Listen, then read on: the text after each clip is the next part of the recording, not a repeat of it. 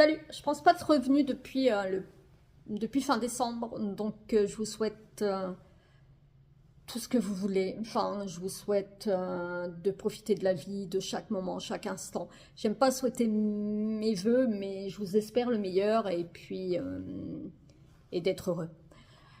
Je reviens vers vous parce que j'ai lu pas mal de bouquins. Donc j'ai eu aussi de la rentrée littéraire. J'en ai eu très peu, mais c'est pas grave parce que c'est un choix. Je viens vous parler de Wayward Pines, donc c'est le deuxième de cette trilogie de dingue. L'auteur, c'est difficile à chroniquer, hein, surtout quand c'est le deuxième. Je veux pas spoiler le 1 et je veux pas dire dans le troisième ce qui va se passer, puisque on a un retournement de situation et on enclenche l'histoire du troisième dans ce 2. Il m'a fallu 200 pages pour entrer dedans. Je ne sais pas pourquoi. Et puis d'un seul coup, j'y suis rentrée direct. Et puis d'un seul coup, j'ai compris que l'auteur avait diablement installé son intrigue et pour nous tenir en haleine. C'est intelligent, c'est une pépite, c'est avec une grande maîtrise totale, une intelligence que l'auteur nous mène par le nez. Il nous tient en haleine et avec ses retournements de situation, et puis c'est juste complètement dingue. Dans le premier, il s'est attaché à la ville, à nous expliquer comment elle fonctionnait, à nous expliquer cette histoire de ville qui tourne en rond et dont on ne peut pas sortir. Dans ce deuxième tome, alors il y a toujours cette intrigue en fond, mais il s'est surtout attaché à décrire les personnages. La psychologie, elle est hyper maîtrisée, elle est hyper développée et j'ai beaucoup aimé. J'ai appris à connaître certains personnages qui se sont dévoilés, développés. L'auteur est pertinent, judicieux. Et puis moi, alors ça m'a scotché complètement.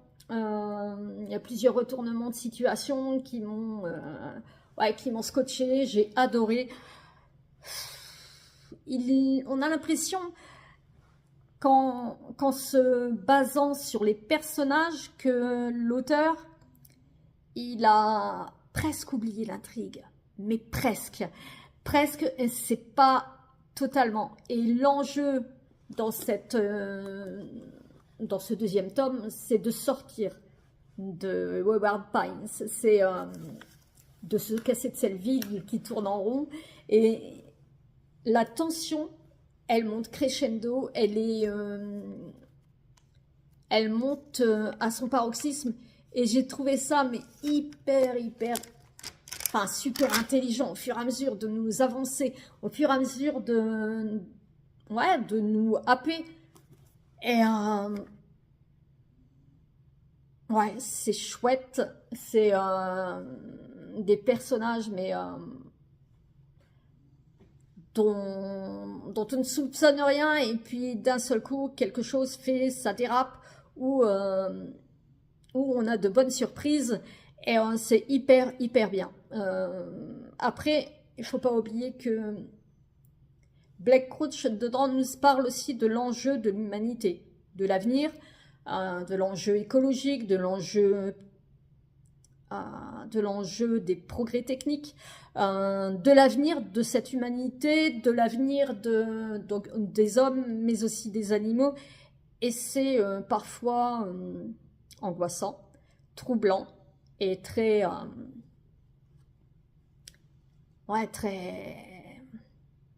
Enfin, ça nous attriste et on a une peur, mais de dingue. Et il y a un personnage là-dedans qui m'a fait penser à un homme qui est qui est en politique, qui est Elon Musk. Donc il y a un moment, cet homme dont Blake Crouch parle, on a l'impression d'avoir le patron de X. Donc c'est lisez-le. Lisez le premier, lisez le deuxième et lisez la trilogie de Black Crouch. Je sais que certains n'aiment pas les mots que l'on emploie comme c'est terrifiant, c'est un page turner, c'est explosif. Ça l'est et beaucoup plus que ça. Lisez Black Crouch, c'est révélation pour le thème, rébellion pour le 2. Et commencez par le 1. Vous allez connaître Ethan Burke et ce qu'il fait là-bas. Et ouais, lisez. C'est un bouquin, c'est une trilogie qui nous dépasse. Lisez-le.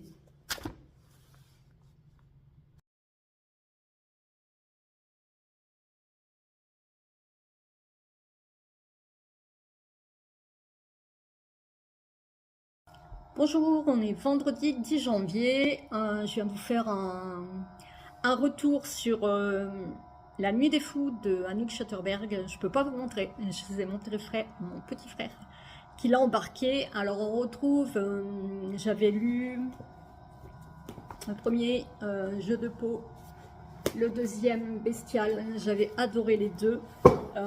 Et puis j'ai adoré les trois, même si Jeu de peau, comme c'est le premier, enfin c'est celui que j'ai préféré. On retrouve Jourdain qui est accompagné de Noémie. C'est difficile hein, de parler d'un troisième tome et de donner envie de commencer par la trilogie. Là ici il y a 5 squelettes qui sont découverts, des squelettes qui remontent dans les années 70. Ils sont mis de façon bizarre, ils sont dans un cercueil et le corps a été comme manipulé avec un fil de fer pour représenter quelque chose. C'est du côté de Dole, dans le Jura. J'ai habité par là. Et dans le même temps, on suit Élise, une jeune femme qui est malade, qui a une maladie auto-immune, une polyarthrite, et qui vit avec son père parce que sa mère l'a laissé tomber, l'a laissé se débrouiller avec son père. Et son père vient de mourir, elle a une trentaine d'années, son père vient de mourir d'un cancer, donc elle se retrouve démunie. Elle se retrouve seule, elle pense qu'elle n'y arrivera pas parce qu'elle était hyper dépendante. Mais son père, juste avant de mourir, lui dit de retrouver sa tante Jeanne. Donc Élise va essayer de retrouver sa tante Jeanne. Et puis les deux histoires vont s'imbriquer. Jourdain va être confronté à ses démons, il va être confronté à la peur. C'est un homme fracassé hein, avec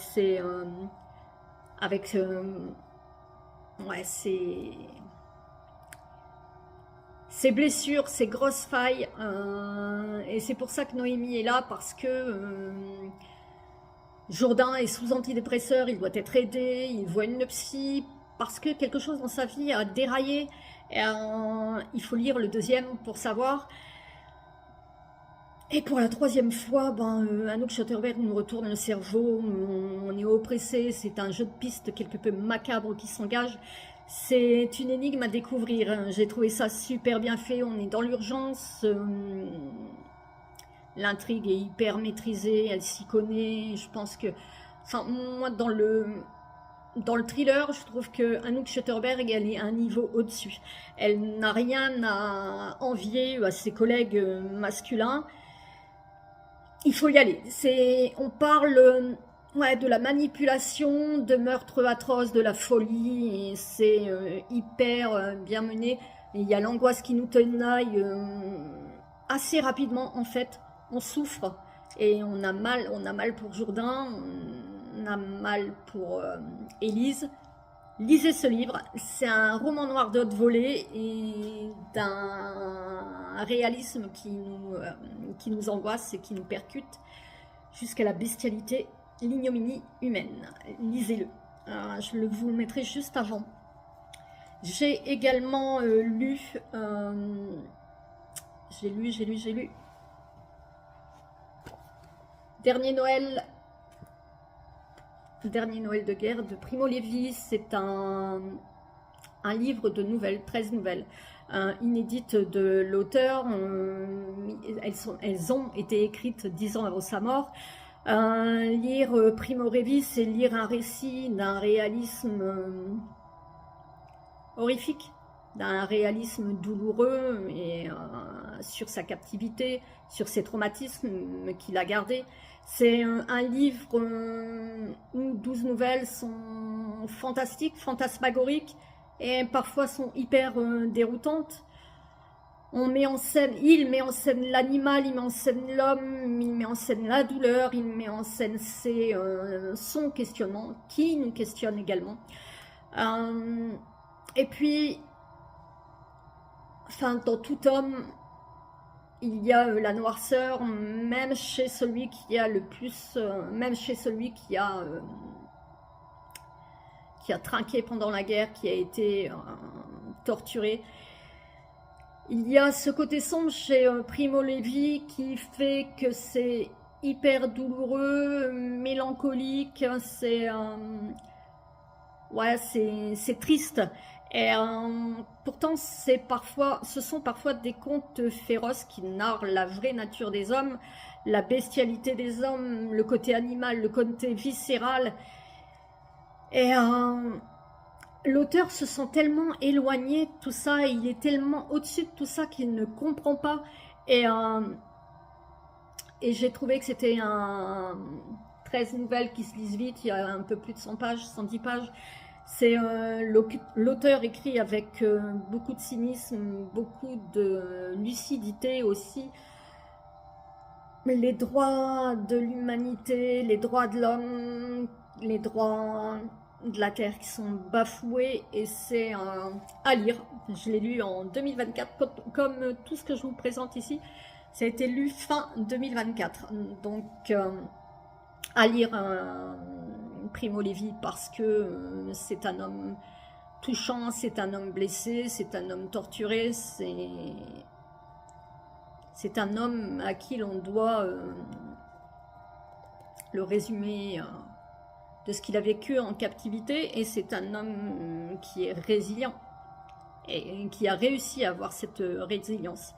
J'ai écouté aussi les Assassins de l'Aube de Michel Bussy. Moi, j'ai beaucoup aimé. C'est la Guadeloupe qui est une île paradisiaque, terre de tous les dangers. On retrouve trois meurtres, trois touristes qui ont été harponnés, des meurtres commis avant l'aube, des meurtres qui ont été mis en scène de façon macabre, et c'est assez des meurtres incompréhensibles, mais qui ont le même modus operandi. En même temps, qui dit Guadeloupe dit peut-être magie noire, dit machination diabolique. C'est un peu compliqué parce qu'il y a plusieurs... en Guadeloupe, c'est la diversité, c'est la mixité. C'est très difficile de vivre ensemble économiquement. Enfin, économiquement, politiquement, c'est hyper difficile. On parle aussi ici de l'esclavage, et rares sont les auteurs qui ont le don de nous capter comme ça dès le départ, de nous happer. Et les premiers mots de Michel Bussy le font. Il pointe les préjugés sur les origines, sur l'esclavage. Il s'appuie sur sur ses connaissances. Et puis lire ce livre, c'est aussi découvrir, parce que Michel Bussy est cartographe, géographe. Michel Bussy est là pour aussi nous conter la beauté de l'île, cette île paradisiaque qui renferme énormément de secrets, qui renferme énormément de douleurs, de non-dits. Et l'auteur va pointer cela, et va pointer les problèmes sociaux, les problèmes historiques, et puis on va aussi parler de vengeance. C'est une course contre la montre pour le commandant Cancel. Il s'appelle pas Émeric, non, je ne sais plus son prénom. Pour le commandant Cancel, et c'est son petit prénom.